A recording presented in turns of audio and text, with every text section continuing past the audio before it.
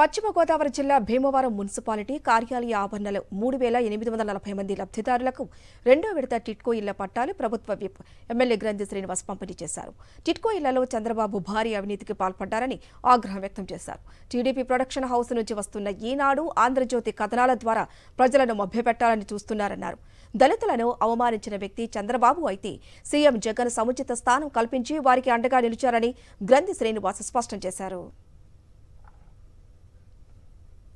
ప్రభుత్వ whip MLA గ్రంథి శ్రీనివాసతో మా ప్రతినిధి Raju face to face.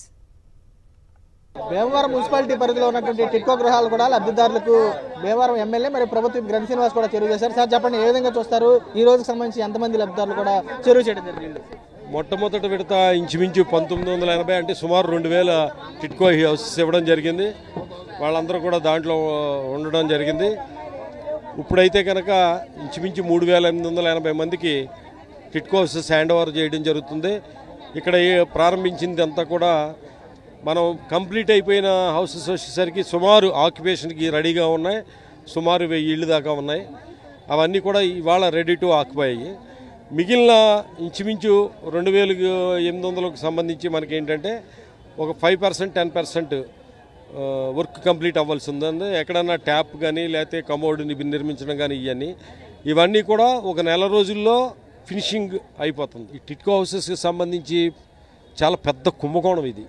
Chandrababu Naidu దీంట్లో ఎంత అవినీతికి పాల్పడ్డాడన్నది దీని మీద పెద్ద విచారణ జరపాలి.